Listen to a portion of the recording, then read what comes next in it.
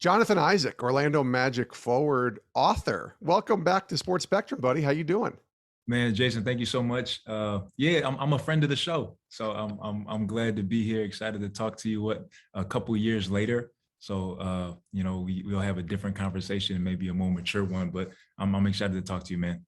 Yeah, the last time we had you on, I believe it was during the pandemic, and it was when uh, Right. everything shut down. And I just called you and said, "Hey, let's talk about how you're dealing with this as an NBA player." And then the bubble happened, and basketball resumed, and lots of things changed. You also had an injury that Yeah. took place in the bubble that has kept you out now for over 2 years. Let's start with that, and then I'll get into the book and all that you wrote about in terms of why you stand. But let's start with your health. How is your rehab and recovery coming? How are you doing? It's been a process, and it's been a long one. Like you said, I haven't played in 2 seasons, and so I'm chomping at the bit to get ready for this next one upcoming. But I'm feeling good. I'm just getting off the court and having this conversation with you. So I'm excited about where I'm going. The organization is excited, so just looking forward to having a great season, a Yeah, healthy one. it's as an athlete, it's got to be um, frustrating, but it probably tests you, I would imagine, too, from a faith perspective, because you have to be patient because it's a process, right? Absolutely, 100%. From a pure basketball player's perspective, the game is in my blood. I love basketball for everything that it is, and everything that it has afforded me, and just I love the game. I've always loved it, and so to be away from it or have to be on the sidelines and watch other people play it is absolutely tough. But again, I've grown through it, and one of the things that I've been able to take away is like you don't know who you are until you're tested, and you don't know what you can become until you're tested. And so being out of the game and having to find a grit and a grind every day monotonously over and over and over again has definitely produced a perseverance in me and a kind of steadfastness. And then on the faith perspective, it was obviously tough because this is what I feel like God has called me to do. It's what I feel like my gift is. But yeah, being able to hold a tangible book and going through the process of writing it has helped kind of give me a peace over the entire, two-year span of not playing. Cause it's like, God, like I see your process in it. I see that your hands are in it. And I wouldn't have been able to write it if there was no injury. And so Right. being able to look at it and hear people talk about how it's encouraging them and how it's inspiring them, I'm like, man, God, like I see that you're in it, and now we can get back to playing ball.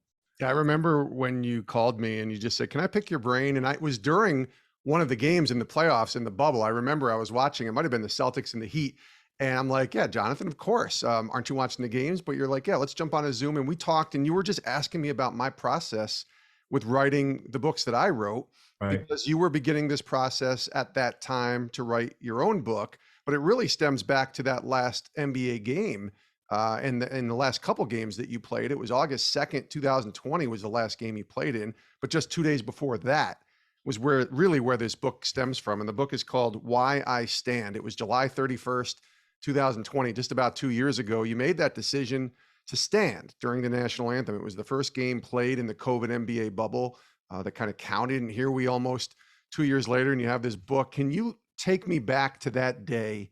What went into that decision to counter the culture in many ways and stand during the anthem? Yeah, there was so much that went into it, right? It's like there's a whole book of what went into it, and obviously from it, but Right. so much of my journey and who I am and have become is tied up in that single moment of standing in the bubble. And so I'm not going to take you through all of that. You got to get the book to know that, but That's but good. but pretty much COVID, George Floyd, the world is in complete disarray and chaos. From my perspective, in a state of needing healing because of the things that are going on. There's a huge political divide. There's a huge cultural divide. And everywhere you turn, there is someone who is upset, angry, bitter, vengeful, and wanting their side to be right and wanting to win in some way. And that's where I found myself. And so, we get into what's called the NBA bubble. And during the time, obviously, the tragic George Floyd death, the day before, I would say the day before the game, a team had already kneeled before us. So there was a team that kneeled before, two teams that kneeled before us. And so it was like the pressure was on us. And Mm. so we have a meeting, the higher ups call everybody into a meeting, and they're like, look, we support you guys with whatever you do. they leave the room and says, okay, it's only the team now. You guys make a decision amongst yourselves. And everybody's like, there's no decision to make. We have no choice. This is what we're going to do. Everybody's going to kneel and we're going to get it over with. And Yeah. somebody turns to me and says, well, Jonathan, what are you going to do? And it still makes me laugh every time I think about that. Cause I'm like, why are you asking me? Why are you asking me? But I think it's because they, partly because they know me and they ask me, what are you? And I say, fellas, I'm not going to kneel and I'm not going to put that t-shirt on. And then went into explain a little bit about why, but pretty much seeing the world in the state that it was in, I could not think of a greater message or solution for the problems that we saw other than the gospel. And so you have something tragic that happens. You have the world in disarray, and people are saying, this is what we need to do. We need to kneel. We need to wear a t-shirt. This is our solution. And I'm saying, man, I see what you see, but I don't agree that that's the solution. I don't agree that that's going to be the thing that's going to ultimately get what you need, because from my understanding, racism and all the things that plague our society are heart issues. And a movement, an organization, a political party, a president are not going to change the hearts of men. And so I know what has changed my life and what has changed my heart and helped heal me from the many struggles that I have and still continue to walk through is the gospel. So I'm like, I'm going to offer my own solution. And obviously this was, to backlash and to everybody's, because it was such an emotional moment, not everybody agreed with me, but there were people who did agree with me. But that's pretty much, what went into that day. And as you read the book detailed, the night before, I'm on the phone with my pastor and I'm like, Yeah. yo, I don't think you understand how crazy this is going to be. I hadn't signed my contract yet. A couple other things were just up in the air. I knew I was going to be a coon. I knew I was going to be an Uncle Tom. I knew it was going to be crazy. And I'm like, and he said to me, you cannot stand for God and God not stand for you. And I was like the stamp, okay, we're going through with it. And then it happened. Yeah, you see that, and there's a few people, there was recently the incident with the Tampa Bay Rays and a couple players. One of the guys who's been on this podcast, Jason Adam, he's been receiving a lot of not feedback, but pushback. It's feedback too, I guess, but it's pushback and kind of the social media mob coming at him because he stood for his faith and his convictions. Now, he did it in a beautiful, loving way when you look at what he had to say. And I thought you were the same way, because I remember that post-game presser and it was on Zoom and there was reporters that were kind of challenging you and coming at you a little bit. And you were, I don't know what it was, I'm guessing the Holy Spirit, but it felt like you were equipped to handle that in a loving way where it almost, they wanted to keep coming at you, but you kept responding with love, that even though they disagree with you, I felt like some hearts were softening, maybe not in agreement, but at least just seeing it from your perspective. Did you feel that way initially? Because it was a pretty large social media attack that was coming at you. I would agree with you. What I've tried my best to do in all of these, the million times that I've had to talk about it is attack it in a way of humility and coming from my own experience and truth. And that's honestly what the book is. So what I envision is somebody picking up the book and say, I want to know why this kid did, why he did what he did. And then hearing about my story, hearing about where I come from, and them saying, oh, wow, I can see why this kid believes that Jesus is the answer, because he's been the answer for him. Yeah. And so that's what I tried my best to do, even in that moment of being attacked. And do you even care that Black Lives Matter? It's like, yes, I care that Black Lives Matter, but I don't see as we being humans or being equipped to have the real answer that's really going to change anything. And then the gospel message of we all fall short of God's glory. We're all in need of a savior. And so if any of us are throwing stones, we're throwing stones from a glass house, and it'll always just continue to perpetuate the fight. And in this moment of, what happened to George Floyd, people felt like they had this moral authority to go out and attack everybody and to get what they wanted to do. And part of the problem for me was, it was like the only way to support Black lives in this moment is to do what we say to do, which is to kneel and put on a t-shirt. And if you do anything else, if even if you're Black, it doesn't count. You have to do this in order to affirm your allegiance to the movement. And you saw it all, companies and all these different people were going out of their way to affirm that. I was just like, man, I just don't see it as the answer.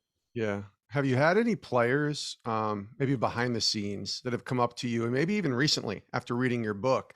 And it might not just be players, it might be people from the league or even just people in the sports world that have come up to you, maybe privately, and said, I'm on your side, I have your back. Maybe they're not ready to go public with whatever their stand is or whatever their beliefs are. But have you received some pretty positive feedback from, even making the stance initially, but also when you write a book like this, a lot of people are going to read it as well? Yeah, absolutely. Well, first off, just the response from the book has been amazing.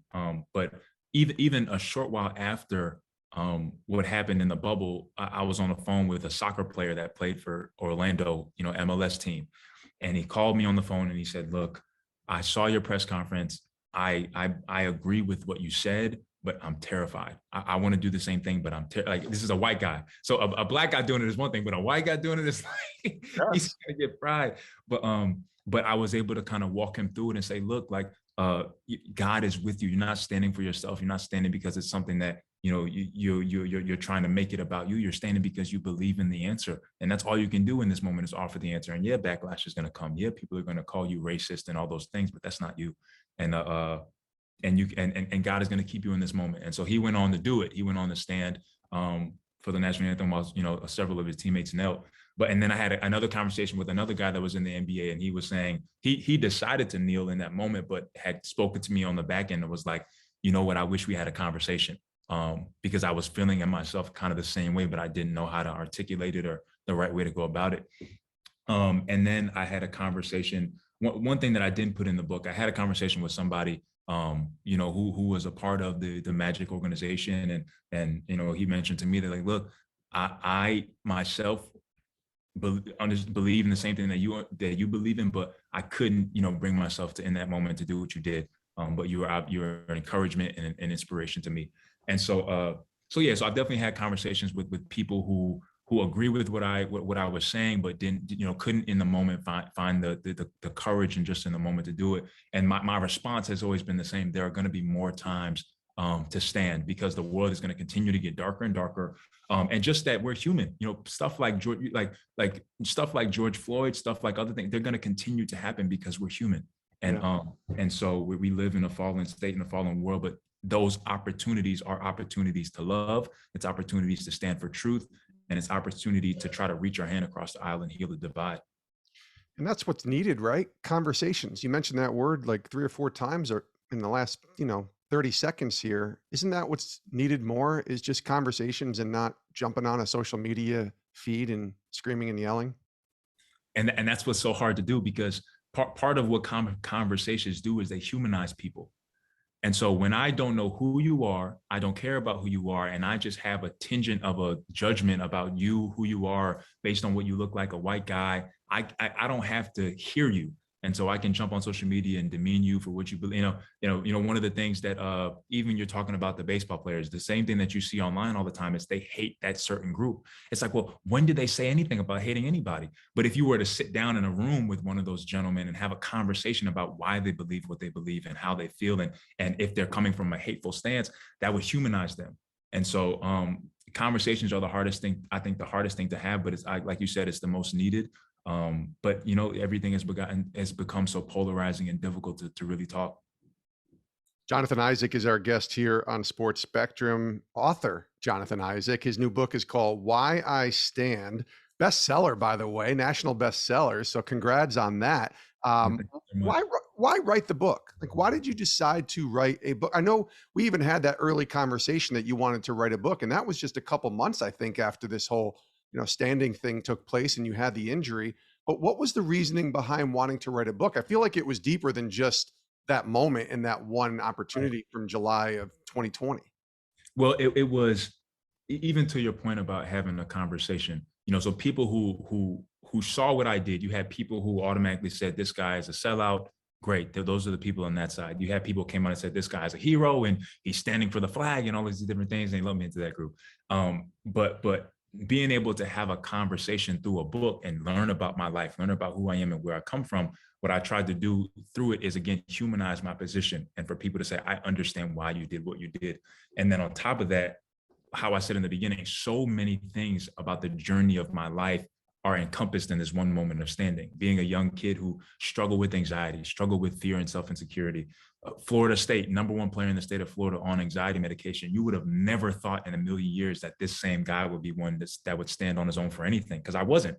But it's because I've experienced what a relationship with Christ is like. I've experienced what his love is like, being loved for who you are and not for what you can do. And then having the right people that God has placed in my life to lead me. Dr. Hepburn, it's like the angel of the book and how he's been able to mentor me, my now wife, Takeda, the church family, my family. And so all of that leads to this big moment. And so I didn't want to leave the moment as just the moment. I wanted to give people the story behind the stand. And I really feel like throughout the process of writing it, it's the story the story that gives the stand its backbone. Yeah, and you write a lot in your new book about that, the story, but you also write about identity and sort of you getting in the way of letting God do his thing. Right. When you make that bold decision to stand for Christ, a lot of attention came your way, good and bad, as we discussed. What was that identity battle like for you when you had people coming at you from all angles with praise and criticism, not Yeah. just in the initial moment, but even I remember being at that media day, maybe in the fall of 21, maybe around December Yeah. 21 and or 20, and everybody's coming and asking you questions then too about tell me if you still believe in this and what was the reasoning by it. So you're still being asked questions constantly from all sorts of different people. Praise and criticism is coming. How are you able to manage this sort of identity issue and identity crisis that you once had as people started either patting you on the back Right. or calling you out? Well, it's something that I've had to continue to grow through because it was something that I struggled with so much in the past. As I've been able to find my identity more in Christ and it be something that's really solidified in my life, I've grown in doing. But again, it comes through tests, it comes through trials, and being injured in the bubble and going through the whole thing of standing. And after it, detailed in the book, it's like it shows that I still had a lot more room to grow. Where after the stand, I'm like, okay, I have to play well, because if I don't play well, then everyone's going to say what, because of the stand and I'm not playing well. So I put all this pressure on myself to do great when I was like, I was saying like the stand was enough. And so yes, it's just been a constant growth and a constant, like road to continuing to grow and get better. But I'd say for now, like now it's gotten easier to do it because I've kind of gone through these tests and these trials. And again, being able to lean on the people that are in my life have helped me to kind of skate above it and say, you know what, this is what I believe. I know what I believe, and I believe it because I've experienced it, and I know it's true for me. And I'm gonna let the rest, fall where they may, and just continue to stand and try to convey it in a peaceful, loving way, and just leave it like that. Yeah, I went back and looked. The first time you were on this show, it was the fall of 2018. You weren't even 21 yet. You were still 20 years old. And it was great because God had gotten a hold of you and you had this amazing moment where you gave your life to Christ. You write about it in the book. You told the story, on our podcast. And I just love your testimony that started it. But so much has taken place. Now you're almost 25. You'll be 25 in October. What's Yeah. the biggest difference between Jonathan Isaac, who was on this show 4 years ago at 20 years old, and the one who's going to be 25 in October? Oh man, I would say the biggest difference is just time. I've developed as a man in my relationship with Christ. It's like, it's all the process. So where I was when I was 20, I had just been introduced to a relationship with Christ. It's like I hadn't really gone through trials and tribulations yet. I'm just on fire. Everybody needs to get saved. And then you go through life, and life has ups and downs. You get injured. You're asking God. You're frustrated. God, what are you doing? What are you up to? I'm trying to fit in all these different things, and I had to work through them. And so I would say the biggest difference is just time, maturation, and that's all what trials and tribulations do.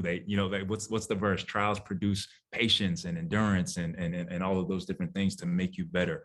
And so I would say by the grace of Jesus Christ, I'm a better version of myself than I was then, and I'm excited to see what the future holds.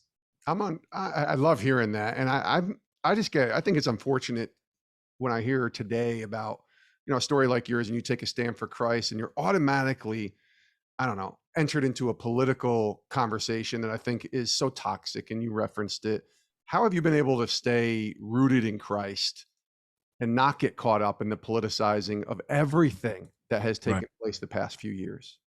Well, just to continue to share the same message. And so no matter where I'm at, if I'm on a certain person's political talk show, if I'm on Fox News, if I'm on CNN, I haven't been on CNN, they won't call me. But but if I no matter where I'm at, I try my best to stay focused and centered on why I'm there. And people on both sides need Jesus. And there are people who are on both sides to an extreme. and they all need Christ. And so that's what I try my best to do. I'm not allowing my political stance or party or whatever to dictate my decisions. I'm allowing Christ and my relationship with Him to dictate my decisions. And so I'll just try my best to kind of toe the line and just say, you know what, this is my message. I'm going to share it, and go from there.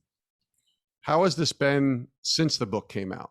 Because I remember when I wrote a book, I wrote two. The first one was kind of this version, of mine was on forgiveness, but it was this story of letting my life out to the world to Right. read in my own words. And this is permanent, my friend. This book I'm holding in my hand with your picture on it, and it's an amazing cover.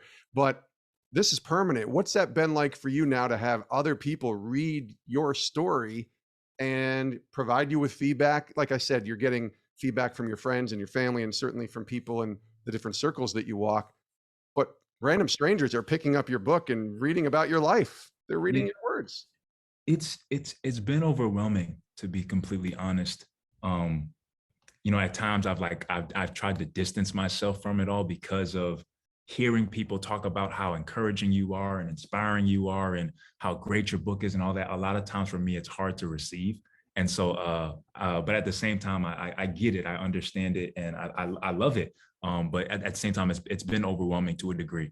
And so, but yeah, like you said, it's out there. I'm so glad to hear about all the young people. Like, yo, I'm excited to stand for my faith. I'm excited to show love and to get the message of Christ out there. I'm like, I love it. Go do it. I'm responding to people's DMs and messages, and how everybody's just enjoying and loving the book. But I'd say just for me personally, it hasn't been the easiest thing. But I'm excited. Yeah, you want to deflect the praise, Right, right.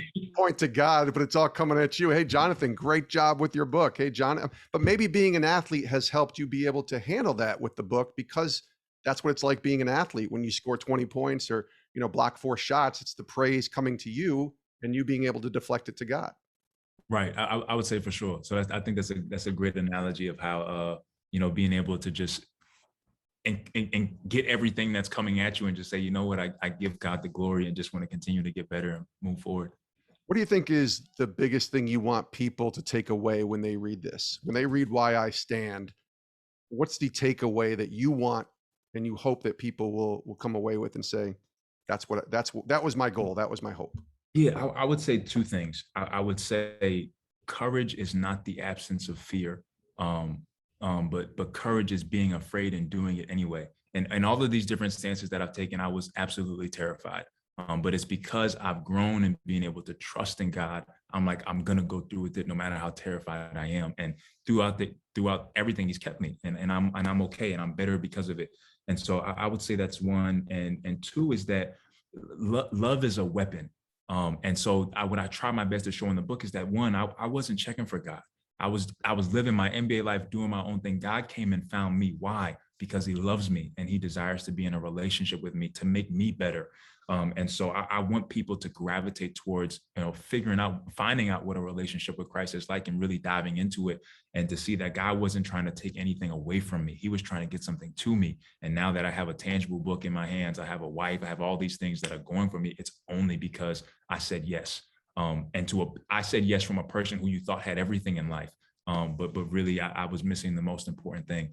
And then again, just that love tangent about there's a verse in the Bible that says, herein is love, not that we loved God, but that God first loved us.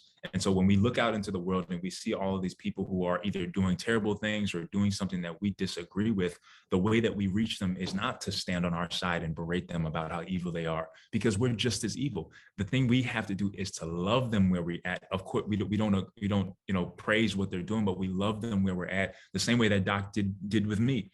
He never once told me you're a sinner and you're doing this and doing that. He just loved me where I was at, and I wanted to grow because of that love. And so I think that if we could choose to love people the way that God loves us, and Christians have experienced that love, which is in spite of our sin, in spite of our shortcomings, and in spite of our failures, then we would really see the change that we want to see in this world, instead of just catering to our corner and staying there and watching the world be destroyed.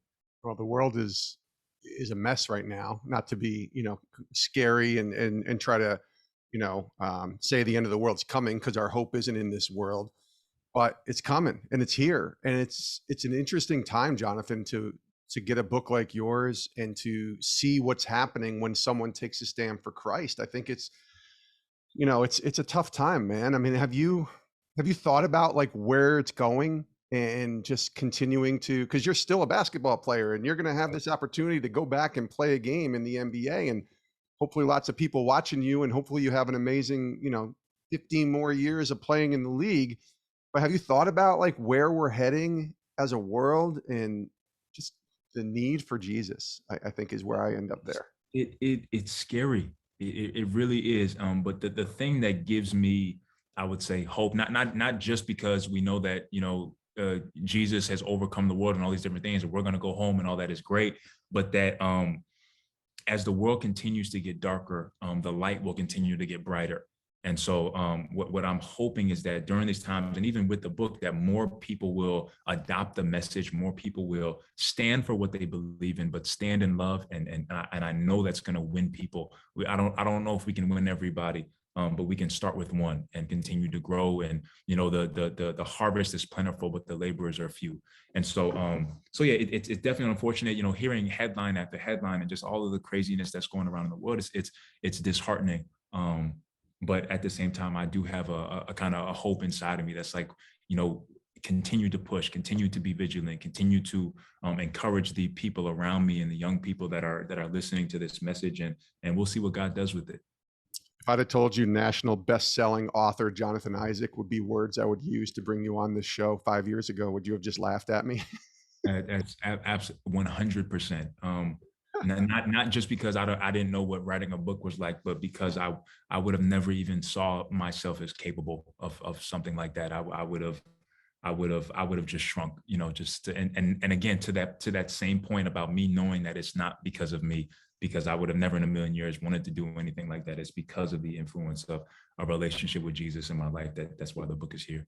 Well, I'm really thankful, first of all, that we connected 4 years ago, but to watch all that God has done in your life and to now hold in my hand your book is a pretty cool thing, Mr. Isaac. So congratulations, buddy. I'm always praying for you and rooting for you, and can't wait to hopefully see you back on the basketball court, and just appreciate you coming on back on the show here on Sports Spectrum. Thanks, man.